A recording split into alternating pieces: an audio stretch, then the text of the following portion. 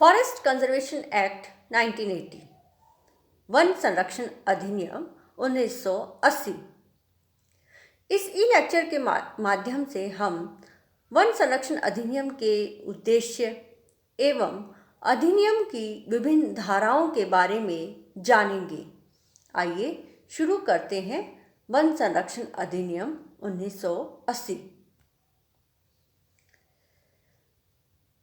भारत में वन क्षेत्रों की कटाई को नियंत्रित करने के लिए इसे भारत की संसद द्वारा अधिनियमित किया गया था। यह अधिनियम 25 अक्टूबर 1980 को लागू हुआ व इस अधिनियम के 5 खंड हैं। वन संरक्षण अधिनियम 1980 वनों के संरक्षण के लिए और उससे या सहायक या आकस्मिक उससे जुड़े मामलों के लिए है। इस अधिनियम को 1988 में संशोधित भी किया गया था। यह कानून जम्मू कश्मीर राज्य को छोड़कर पूरे भारत में लागू है। वन संरक्षण अधिनियम 1980 के उद्देश्य। इस अधिनियम का प्रमुख उद्देश्य वृक्षों की रक्षा और संरक्षण करना है, जिससे वे वन्य जीवों को समर्थन या संरक्षण कर सकें और कई अन्य पशुओं के आवास को बचा सकें। इस अधिनियम के अन्य प्रमुख उद्देश्य इस प्रकार हैं।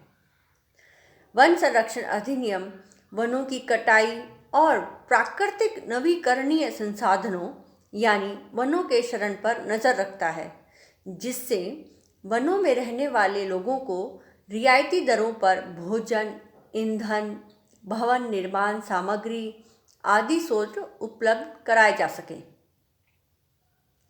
पर्यावरण के अनुकूल योजनाओं में कार्य योजनाओं को संशोधित करना भी इसका उद्देश्य है। इस अधिनियम के द्वारा जंगल की अखंडता, क्षेत्र और व्यक्तित्व को बनाए रखने में मदद मिलती है, जिससे वन संरक्षण को कृषि भूमि, चरागाह भूमि, व्यापार और आवासीय इकाइयों के निर्माण से सुरक्षित रखा जा सके। यह अधिनियम जैव विविधता को भी संरक्षित करता है। पारिस्थितिकी घटकों को संरक्षित करना और वनस्पतियों और जीवों की कमी को रोकना भी इसका उद्देश्य है। इसके साथ साथ वन्य जीवों के शिकार को भी यह प्रतिबंधित करता है।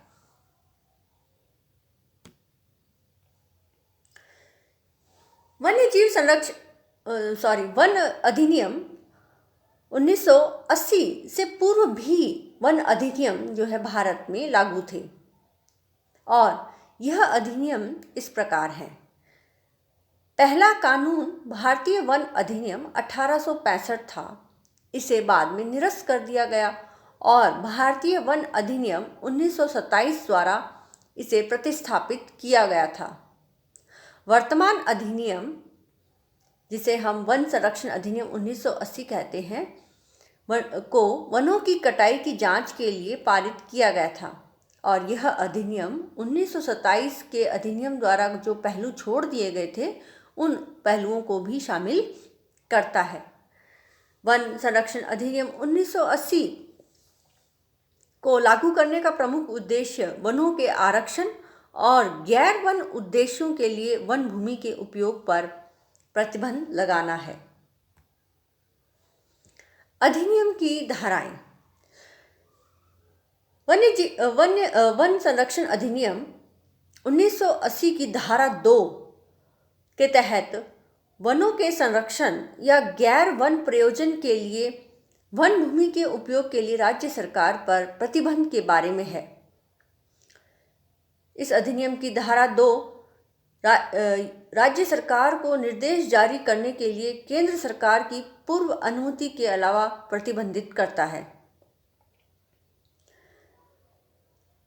कि किसी भी कानून में किसी भी आरक्षित वन के अर्थ में उस राज्य में लागू होने के समय या उसके बाद किसी भी हिस्से को आरक्षित नहीं किया जाएगा। किसी भी वन भूमि या किसी भी हिस्से का उपयोग गैर वन उद्देश्य के लिए किया जा सकता है।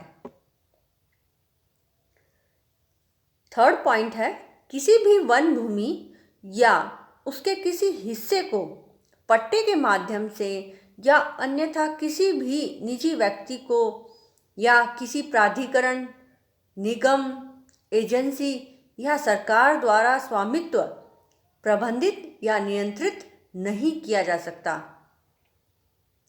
फोर्थ पॉइंट है, किसी भी वन भूमि या उसके किसी हिस्से को उन पेड़ों से साफ किया जा सकता है जो उस भूमि पर या उसके हिस्से में प्राकृतिक रूप से उग आए हैं, जिसका उपयोग पुनर्नवीनीकरण के लिए किया जाता है। गैर वन उद्देश्य का अर्थ। गैर वन उद्देश्य का अर्थ है किसी भी वन भूमि या उसके हिस्से को तोड़ना या साफ कर देना। यह कई कारणों से किया जाता है, जैसे चाय, कॉफ़ी, मसाले, रबर, तेल वाले पौधों, बागवानी फसलों या औषधीय पौधों की खेती के लिए वन भूमि को साफ कर देना। इसके अलावा पुनर्वनीकरण के अलावा कई उद्देश्य होते हैं। पुनर्वनीकरण के अलावा जो उद्देश्य हैं, जिनमें check post, fire line, wireless संचार, बाढ़, पुलों और पुलियों, बांधों, वाटर होल, ट्रेंच मार्क, सीमा चिन्ह, पाइपलाइन या अन्य प्रयोजनों के निर्माण के लिए वन भूमि को साफ कर देना। अधिनियम की धारा 3। वन संरक्षण अधिनियम की धारा 3 सलाहकार समिति के गठन से संबंधित है। यह सलाहकार समिति केंद्र सरकार को ऐसे व्यक्ति की एक समिति का गठन करने की शक्ति देता है जो सरकार को इस अधिनियम के अनुभाग में निश्चित उद्देश्य के लिए अनुमोदन के संबंध में सलाह देने के लिए उपयुक्त हो सकता है। यह मामले वनों के संरक्षण से जुड़ा कोई अन्य मामला जो इसे केंद्र सरकार द्वारा संदर्भित किया जा सकता है। अधिनियम की धारा 3A। अधिनियम की धारा 3A के प्रावधानों के उल्लंघन के लिए दंड से संबंधित है। इस धारा में कहा गया है कि जो भी व्यक्ति धारा 2 के किसी भी प्रावधान का उल्लंघन करता है या धारा 2 का उल्लंघन करता है, उसे साधारण कारावास की सजा दी जाएगी, जो कि 15 दिनों तक बढ़ सकती है। धारा 3B।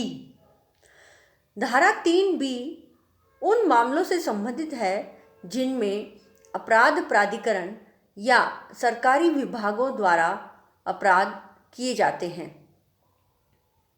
ऐसे मामलों में यह कहा जाता है कि विभाग के प्रमुख या विभाग का मुखिया दोषी माना जाएगा। हालांकि यदि विभाग का मुखिया साबित करता है कि यह उसकी जानकारी के बिना किया गया था या उसने इस अपराध को रोकने के लिए परिश्रम का इस्तेमाल किया था। अधिनियम की धारा 4। अधिनियम की धारा 4 नियम बनाने की शक्ति से संबंधित है। इसमें कहा गया है कि केंद्र सरकार आधिकारिक राजपत्र में अधिसूचना द्वारा इस अधिनियम के प्रावधानों को पूरा करने के लिए नियम बनाती है। इस अधिनियम के तहत बनाए गए प्रत्येक नियम को संसद भवन के प्रत्येक सदन के समक्ष रखने के बाद जैसा ही हो सकता है रखा जाएगा, जबकि यह सत्र में कुल 30 दिनों के लिए होता है, जिसमें एक सत्र शामिल हो सकता है। इस तरह हमने जो है वन संरक्षण अधिनियम के प्रमुख उद्देश्य एवं इस अधिनियम की धाराओं के बारे में जाना।